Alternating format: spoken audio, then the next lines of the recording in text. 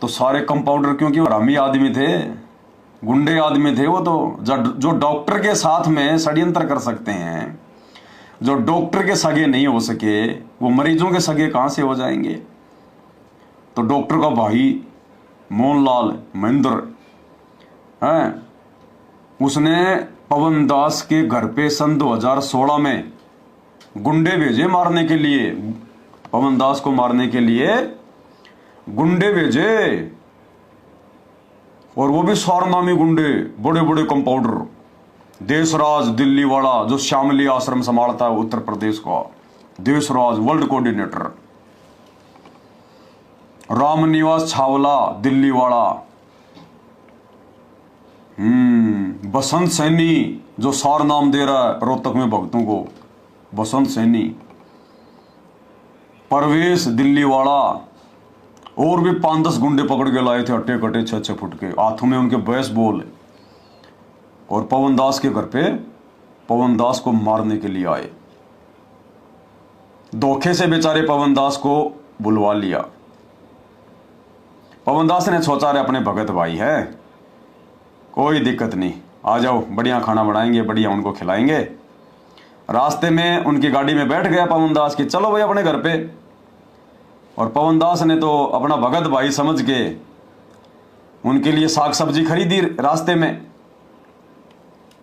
कि भाई 2 भगत भाई हैं, चलो कोई दिक्कत नहीं, परमात्मा की दया से भंडारा वंडारा बना लेंगे इनका, है कि नहीं। तो पवन दास ने रास्ते से ही अपने भगत भाइयों के लिए साग सब्जी वगैरह खरीद ली। अब वो ले गए पवन दास अपने घर पे उनको। पवन दास ने अपने बच्चों को जाके साग सब्जी दे दी कि भाई अपने भगत भाई आए, परमात्मा के बच्चे हैं, अपना फर्ज बनता है, ये कोई बातचीत करने आए हैं, समझने समझाने आए हैं, कोई दिक्कत नहीं। बीच में किसी ऐसे आदमी को डाल दिया उन्होंने जिसके ऊपर मैं विश्वास करता था, डॉक्टर रामेश्वर जांगिड़ जोधपुर वाला, वो तो वैसे भी डॉक्टर है, वो नशा मुक्ति केंद्र चलाता है। तो पवन दास तो उसके विश्वास में आ गया कि अपना भगत भाई है, कोई दिक्कत नहीं।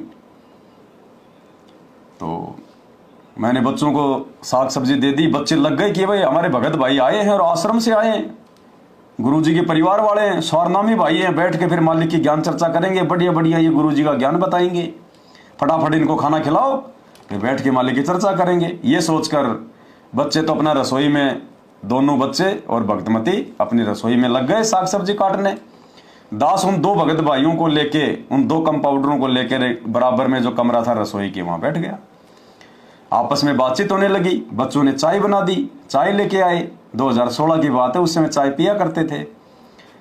तो उन्होंने चाय नहीं पी, मगर कोई बात नहीं भाई।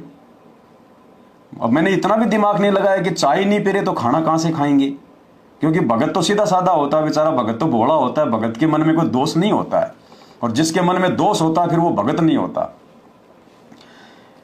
अब 10-15 मिनट बातचीत हम करते रहे उन कंपाउंडरों से, देशराज जी दिल्ली वाले से, इनके वर्ल्ड कोऑर्डिनेटर से। अब बात जब इनकी नहीं बनी कि ज्ञान आधार से हम इस पवन दास को नहीं हरा पा रहे, इसकी कोई भी बात का जवाब नहीं दे पा रहे, तो वर्ल्ड कोऑर्डिनेटर देशराज जी जो है वहां से उठ के बाहर गए मोबाइल पे बात करते हुए, और उन्होंने पवन दास के मकान की लोकेशन भेज दी। दूसरी गाड़ी वहीं खड़ी थी आसपास, जिसमें 8-10 गुंडे थे, लठैत लठ वगैरह लेके, बेसबॉल लेके। 5 मिनट में दूसरी गाड़ी आ गई। अब वो तो जितने भी गुंडे थे, जितने भी सारनामी थे, उन्होंने तो ना कोई परमात्मा का कोई दरबार देखा, परमात्मा के दरबार से जूते जाते चप्पल चुप्पल पहन के लठ वाठ लेके सारे आ गए अंदर। अब मैं तो हक्का बक्का रह गया, मैंने कहा भाई ये क्या। इतने में तो आके मेरे साथ में पवन दास को धै धड़ाधड़, कोई बेसबॉल की मार रहा है, कोई हाथ से मार रहा है, कोई लातों से मार रहा है, बच्चे चिल्लाने लगे।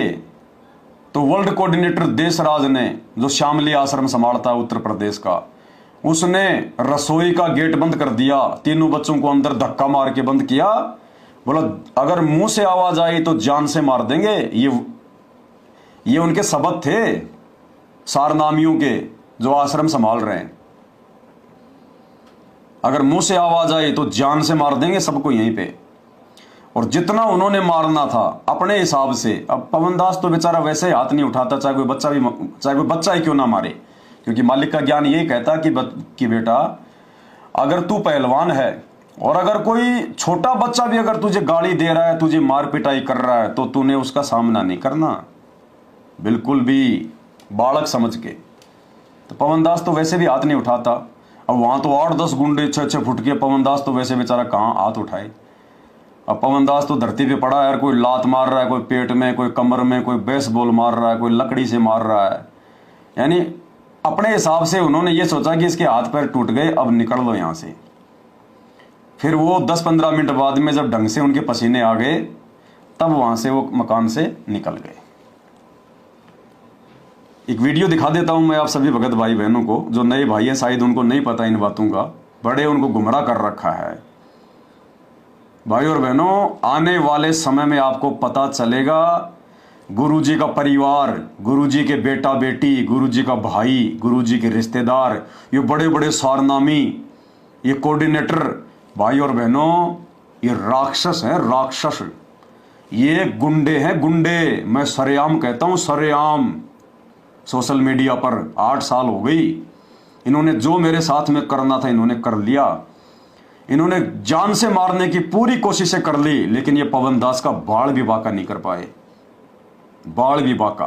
अंत में इन्होंने मुकदमा भी देख लिया करके, जेल भी भिजवा के देख लिया, लेकिन जिसके सिर पे सतगुरु का हाथ होता है ना, उसका कोई बाल बांका नहीं कर सकता, बाल भी बांका। ये तो वीडियो आपको दिखाता हूं, जिसमें आपको मारपीट के निशान भी दिखाऊंगा, कैसे ये दास को बिल्कुल अपने तरफ से अधमरासा करके गए थे। छोड़ सतगुरु रामपाल जी महाराज जी की जय हो। परमात्मा की सही प्यारी क्या हुआ था ये करीब आज 2-3 दिन से यहाँ बैठे हैं ये लोग। दास के पास में जो प्रवेश भगत है एक दिल्ली वाला, क्लिप ले रहे, मैं कर रहा हूं। उसका दास के पास में फोन आया था 2 दिन पहले कि हम आपसे जयपुर में मिलना चाहते हैं, हम आपसे मीटिंग करना चाहते हैं, और आप ये जो बरवाला कांड की जो सच्चाई की जो पुस्तक आपने छापी है, जो कलयुगी भाई की साजिश बरवाला कांड, इसको आप भक्तों में बांटना बंद कर दो और आप जाके एक बार आप गुरुजी से मिल लो, हम आपको गुरुजी के पास में लेके चलेंगे। दास ने उनको मना कर दिया कि मेरे परमात्मा ने मुझे सारे सबूत मुझे दे रखे हैं, मुझे केवल उन सबूतों के आधार से मुझे केवल सच्चाई पे चलना है। तो उसके बाद में दास ने उनसे जमुल के मिलने की परमिशन नहीं दी। फिर इन्होंने क्या किया कि जोधपुर से डॉक्टर रामेश्वर भगत जी हैं, जो कि बल्कि डॉक्टर हैं, नशा मुक्ति केंद्र वहाँ पे वो चलाते हैं। इन्होंने उन भगत जियों को जो बल्कि मोहरा बनाया कि हम डॉक्टर भगत जी को बीच में डाल के हम पवन से हम जयपुर में हम मिले। तो फिर जो प्रवेश था दिल्ली वाला, उसने डॉक्टर रामेश्वर जंगड़ जी जो जोधपुर से हैं उनको फोन किया, उनको जयपुर बुलाया, और पहले ये लोग आए, खाली जो मतलब 3 आदमी थे, प्रवेश दिल्ली वाला और देशराज दिल्ली वाला, जो जो जो मतलब कि महेंद्र उर्फ जो मतलब मोहनलाल है, उसका खास आदमी है, राइट हैंड है वो, और डॉक्टर भगत जी को लेके और स्विफ्ट गाड़ी में ये तीनों आए। डॉक्टर भगत जी का फोन आया, दास ने कहा कि भगत जी आप दास के मतलब घर पे आ जाओ, यहीं पे उन भाइयों का भंडारा भी हो जाएगा। तो डॉक्टर भगत जी उनको यहाँ लेके आ गए, दास मार्केट से सब्जी वगैरह लेके आ गए उनके साथ में, वहाँ आए बैठे, परमात्मा ने मतलब उनको चाय पिलवाई। उसके बाद में भक्तमती उनके लिए भंडारा तैयार करने लग गई और हम तीनों के आपस में बातचीत होनी शुरू हो गई। वो दास को सबूतों के आधार से कन्विंस नहीं कर पाए। अंत में देशराज भगत जी 10-15 मिनट बाद में यहाँ से उठ के बाहर चले गए। बाहर जाके उन्होंने कुछ मतलब फोन वगैरह किया। उसके बाद में एक गाड़ी डीएल नंबर की और आई। गाड़ी का नंबर हम लोग जो मतलब देख नहीं पाए हम, खाली मतलब डीएल ही मतलब जो मतलब भगत जी बता रहे कि भगत जी ने देखा था कि खाली मतलब डीएल नंबर तक मुझे ध्यान है। और वो लोग यहाँ आए, उस गाड़ी में 5-6 लोग और आए तकरीबन। सारे लोग हथियारों से लैस थे, बेसबॉल, रोड और हॉकी थी उनके पास में। सारे लोग मतलब कि जूतू समेत मालिक के दरबार में यहाँ अंदर आ गए और आते ही सबसे पहले उन्होंने दास को थप्पड़ मारा। थप्पड़ मारने के बाद में जितने भी जो लोग थे सबने दास के ऊपर ताबड़तोड़ हमला कर दिया। तकरीबन 7-8 मिनट तक उन्होंने दास को हॉकी, बेसबॉल और रोड से जो मतलब नीचे पटक के उन्होंने दास को बुरी तरीके से मारा है। आज बंदी छोड़ का पंजा दास के हाथ पे था, वरना पुण्यात्माओं जिस तरीके से वो दास को मार रहे थे, जो मतलब भैंसा नहीं बच पाता, भैंसा भी उनकी मार से मर जाता, लेकिन साहिब की दया थी। और बीच में जो अपने जो डॉक्टर भगत जी हैं उन्होंने दास का बीच बचाव किया, नहीं तो वरना स्टूल उठा के वो लोग दास के जो सर पे भी जो है मारने की पूरी कोशिश कर रहे थे वो लोग। अब दास आप जी को थोड़ा सा पुण्यात्माओं दिखाना चाहेगा कि कहाँ कहाँ दास के जो है मतलब बेसबॉल वगैरह से जो चोटें आई है। पुण्यात्माओं यहाँ उन लोगों ने मारा है, पीछे कुछ हो सकता है पीठ पे भी दास की चोटें पड़ी हों। दूसरा इस तरफ यहाँ पे उन्होंने पूरा दास को बेसबॉल वगैरह से मारा है। नीचे भी लो। और उसके बाद में यहाँ देखिए पुण्यात्माओं, ये पैर दास का यहाँ से सूज रहा है, ये थोड़ा सा ऊपर ले बैठा, हाँ यहाँ से इन्होंने किया है अच्छी तरीके से बेसबॉल से। उसके बाद में यहाँ पे इन लोगों ने मारा है, जहाँ जहाँ उनको मन में आया उस तरीके से पुण्यात्माओं उन लोगों ने दास के साथ में जानवर जैसा व्यवहार किया है। और जो डॉक्टर भगत जी हैं, आप देखिए उनका भी मतलब होठ जो है ऊपर से टूटा हुआ है, उनके तो वहां पे चोट आई मतलब बचाव के दौरान।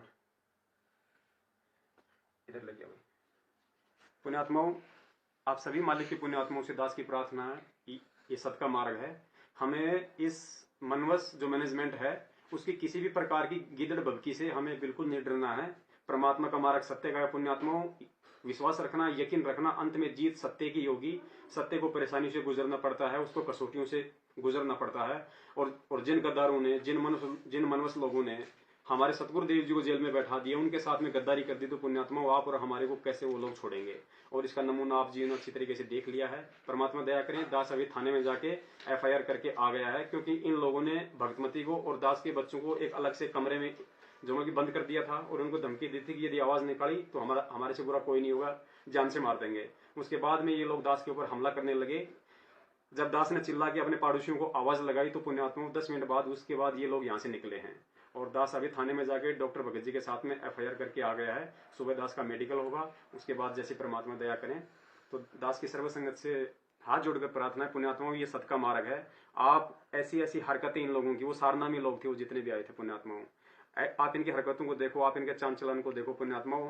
हमें केवल सच्चाई के जो मतलब मार्ग पे चलना है। आप जी से निवेदन है, किसी भी तरीके से तन मन धन से आप इन मनवश लोगों का सहयोग जो बिल्कुल ना करें पुण्यात्मा। हमारा यही पैसा और हमारा यही शारीरिक सहयोग गुरु जी को फंसाने में ये लोग काम में ले रहे हैं उल्टा।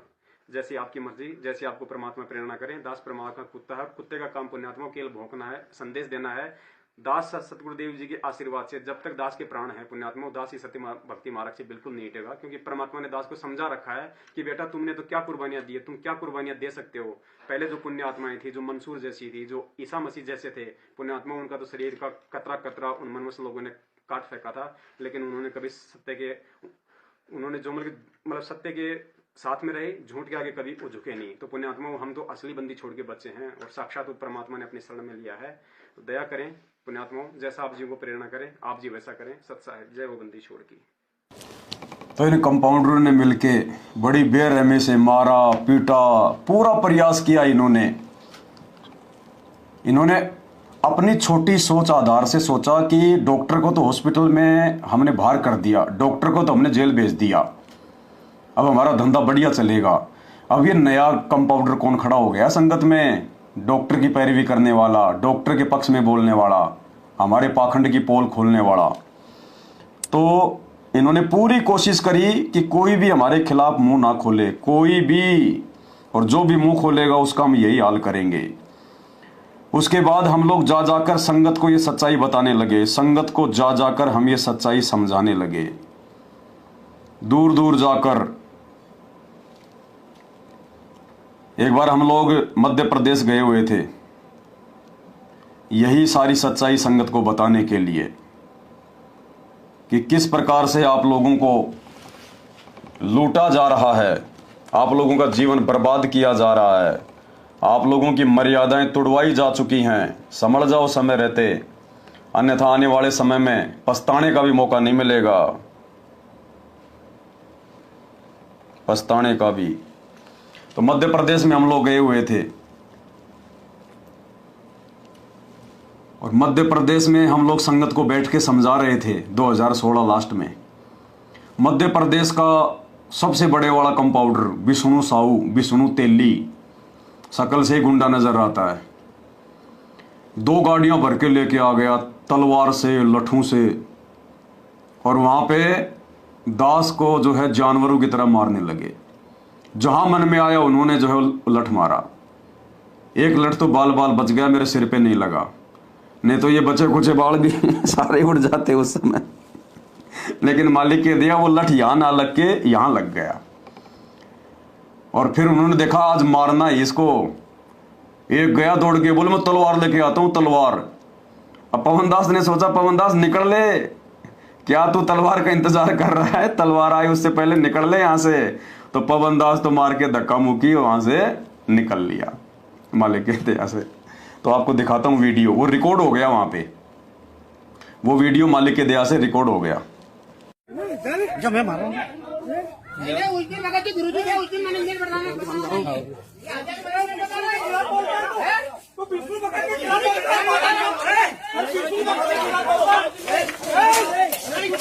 अभी लेके आतंकवाद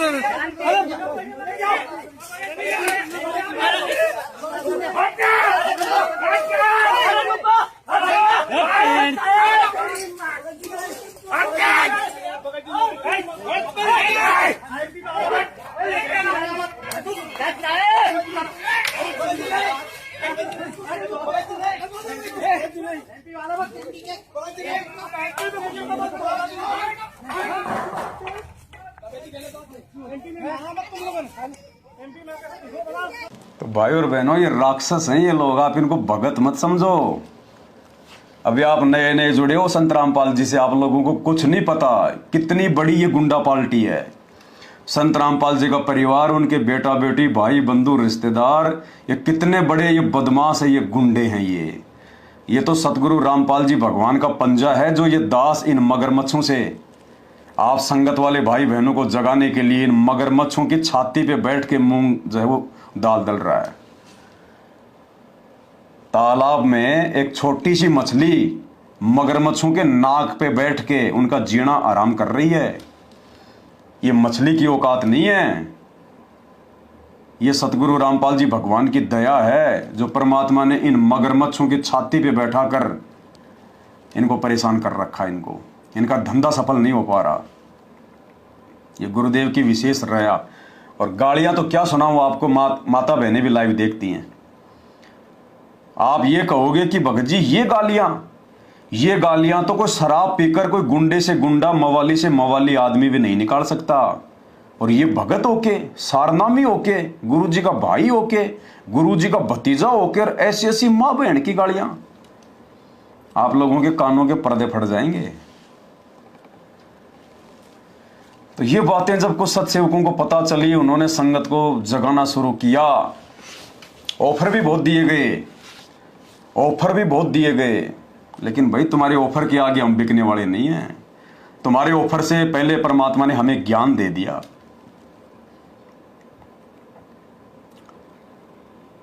तो कहने लगे आओ आश्रम में, आओ आश्रम में, आओ आश्रम में। अब गए भाई आश्रम में कि भाई देखते हैं, क्या पता भाई हो सकता भाई डॉक्टर जी का कोई आदेश हो। तो गए आश्रम में। अब आश्रम में देखा, ओ हो, हमें तो पेट में दर्द था, डॉक्टर साहब ने तो पेट की दवाई दी थी हैं, और ये तो जो है कान के दर्द की दवाई दे रहे हैं। अरे डॉक्टर साहब ने तो जाने से पहले कहा था कि बेटा राजनीति का, इस भक्ति का हमारा 36 का आंकड़ा है, भगत ने राजनीति नहीं करनी चाहिए, भगत ने कोई मतलब नहीं है कोई राजनेता जीत रहा हार रहा है, हमने किसी का सपोर्ट नहीं करना, हमने अपनी भक्ति करनी है, राजनेता अपना काम करेंगे। तो डॉक्टर ने तो दवाई दी पेट की, और आश्रमों में जाके देखा वहां तो कभी तो बीजेपी वाली दवाई दे रहे हैं, कभी कांग्रेस वाली दवाई दे रहे हैं। डॉक्टर के बिल्कुल दवाइयों के खिलाफ काम हो रहा है। डॉक्टर ने कहा था कि बच्चों आपने कभी किसी कुपात्र को दान नहीं देना, और वहां देखा हमने वो कंपाउंडर तो ओए होए, उन कंपाउंडरों ने तो जाट आरक्षण में 11-11 लाख रुपए का चंदा उन कुपात्रों को दे दिया। राजस्थान के गैंगस्टर आनंद पाल सिंह की सीबीआई जांच के समर्थन में भक्तों को इकट्ठा कर दिया, 5-5 लाख रुपए का दान दे दिया। सरेआम डॉक्टर की मर्यादाओं के खिलाफ, डॉक्टर की दवाई के खिलाफ काम हो रहा है। और डॉक्टर तो मरीज को खून चढ़ाता है, और इन कंपाउंडरों ने तो डॉक्टर के नाम पे बेचारे मरीजों का खून निकालना शुरू कर दिया। रक्तदान, और फिर उस खून को प्राइवेट हॉस्पिटल में ऊंचे पैसों पे बेचो। सारा टोटल डॉक्टर की दवाइयों के खिलाफ दवाई दी जा रही है। तो हमने तो हाथ जोड़ लिए भाई, यहां तो बहुत बड़ा झोला है, मर जाएंगे यहां तो, डॉक्टर के आने तक तो मर जाएंगे अगर इन बेबुद्धि के कंपाउंडरों से अपना इलाज करवाया तो। अगर इनको पाठ करवाया, ज्योति करवाई, दान दिया, अगर इनकी हॉस्पिटल में भी गए तो ये तो पकड़ पकड़ के इंजेक्शन लगाएंगे नालायक, ये तो गुंडे आदमी है। तो परमात्मा ने मेहर बख्शी, गुरुदेव ने दया बख्शी और धीरे धीरे धीरे धीरे वो समझदार भगत इतनी संख्या में हो गए, इतनी संख्या में हो गए, आज ये परेशान है, आज ये परेशान है। और फिर 2020 में डॉक्टर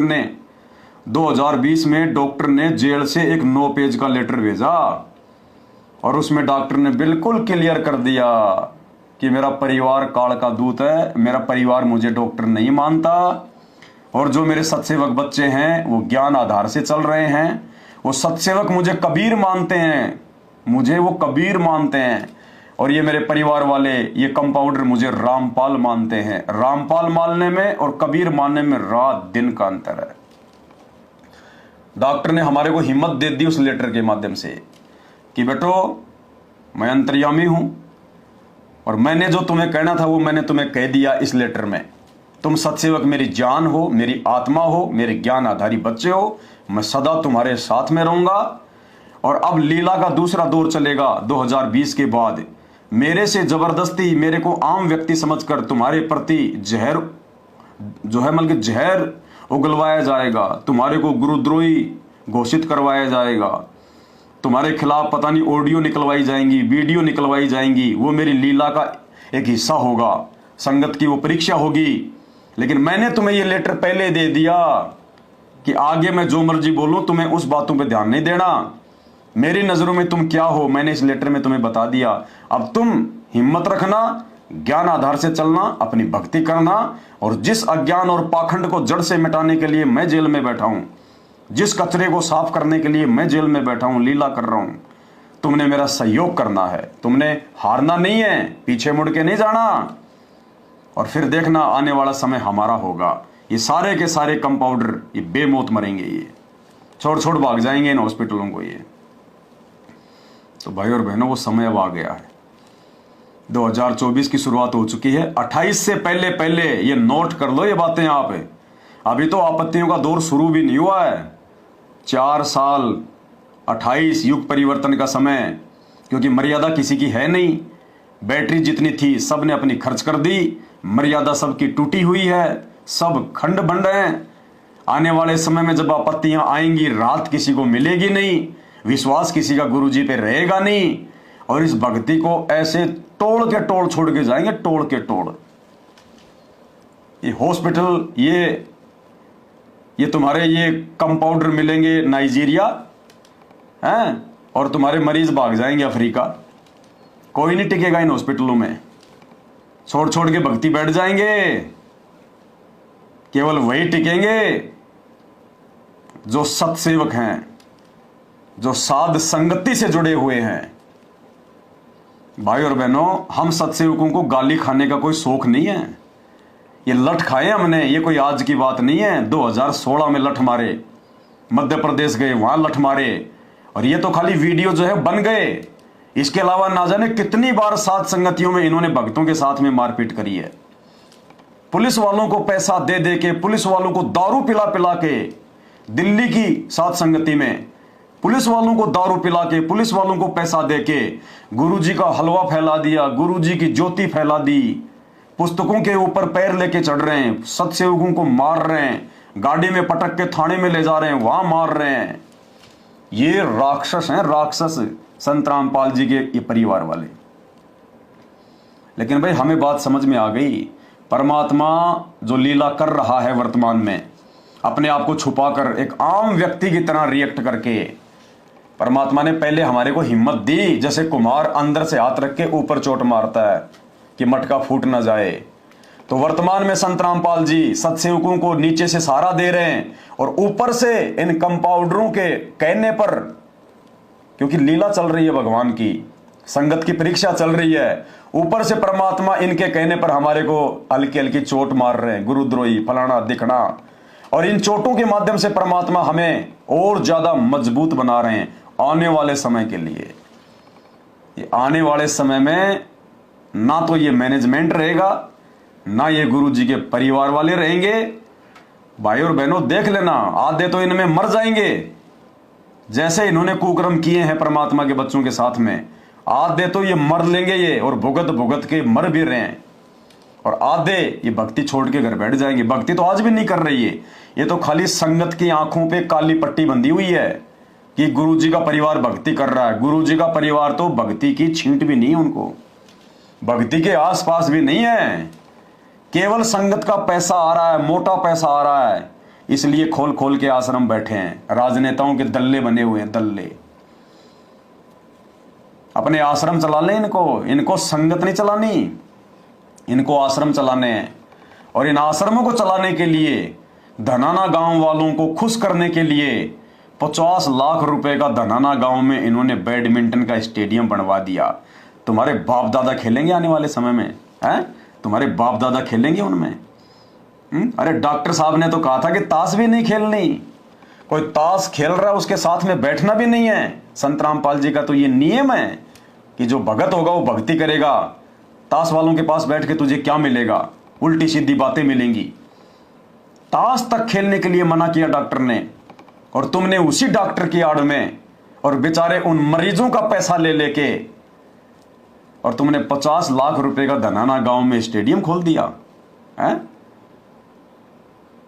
अब इस नई संगत की बिल्कुल बुद्धि ऑफ है, और जिस दिन संगत की बुद्धि ऑन होगी उस दिन संगत ना घर की रहेगी ना घाट की। उस समय संगत धोबी का कुत्ता बन के बैठी होगी, फिर कोई फायदा नहीं, चाहे कितने जाग जाओ। तुम्हारी जो ऐसी तैसी इन्होंने 8 सालों में जो करनी थी वो कर दी। संगत का जो भक्ति धन इन्होंने खाना था खा लिया, जो जो मर्यादा तोड़वानी थी इन्होंने तोड़वा दी। अरे मुसलमान धर्म में हजरत मोहम्मद जी की एक शिक्षा है, उनको परमात्मा ने दी वो शिक्षा, फिर उन्होंने आगे अपने इस्लाम में दी कि अपने अल्लाह के अलावा, अपने अल्लाह के साथ किसी और को शामिल मत करो। जिस दिन तुमने अपने अल्लाह के अलावा किसी और को शामिल कर लिया, उसी दिन समझो तुम मर चुके हो, मर चुके हो। तुम जहन्नुम में जाओगे। तुम मुसलमान नहीं हो, फिर तुम इस्लाम के मानने वाले नहीं हो। अगर अपने अल्लाह के साथ में अगर तुमने किसी और को अगर शरीक कर लिया, और यही इस भक्ति का नियम है। भक्ति तो यही है। हजरत मोहम्मद को भी वही कबीर भगवान मिले, हालांकि बाद में उनको शैतान ने उनको ठग लिया। जबरील नाम के फरिश्ते के माध्यम से उनके ऊपर आयतें नाजिर की, बाद में उनको ठग लिया। लेकिन उनको पहले उनको परमात्मा जो है, बाद में उनको परमात्मा मिले थे। उनको मालिक ने उनको ज्ञान भी दिया, उनको सतलोक भी दिखाया, उनको सचखंड भी लेके गए, लेकिन वो नहीं माने, क्योंकि उनके 1,80,000 उनके फॉलोवर हो गए थे, मान बढ़ाई आ गई थी। और इस मार्ग में सबसे पहला नियम है, संत रामपाल जी के मार्ग में सबसे पहला नियम, चारों धर्मों से सर्वश्रेष्ठ धर्म है संत रामपाल जी का, मानव धर्म। आदि सनातन धर्म है ये, आदि सनातन धर्म, मानव धर्म। और सबसे पहला नियम क्या है उनका? 100 वर्ष सतगुरु की पूजा और 1 दिन आन उपासी, वो अपराधी आत्मा फिर पड़े काल की फांसी। कि 100 साल तो अपने गुरुजी के द्वारा बताई गई भक्ति कर लेना, और 1 दिन भी अगर तुमने गलती से कोई आन उपासना कर दी, देवी देवताओं की भक्ति में कोई सहयोग दे दिया, तुम्हारी 100 साल की भक्ति बर्बाद, नष्ट। और लास्ट में काल ने वो भी कांड इनसे जो है वो करवा दिया। अयोध्या में जो राम मंदिर का जो उद्घाटन हो रहा था, उसके बाद जो भंडारे चल रहे थे, इन मूर्खों को काल ने प्रेरणा करके अयोध्या में भंडारा लगवा दिया, 1 महीने का भंडारा। उन काल पुजारियों की पूजा को जो है दृढ़ करने के लिए 1 महीने का इन्होंने वहां पे भंडारा लगा दिया अयोध्या में, श्री राम जन्मभूमि अयोध्या में, रामचंद्र जी के निमित्त होकर। ये आखिरी मर्यादा थी, ये भी संगत की इन्होंने जो है वो तोड़वा दी। क्या बनेगी आने वाले समय में इन लोगों के साथ में, परमात्मा जाने। भाई और बहनों, आप और हम सत्सेवकों के ऊपर बहुत बड़ी मेहर है, गुरु जी की बहुत बड़ी दया है।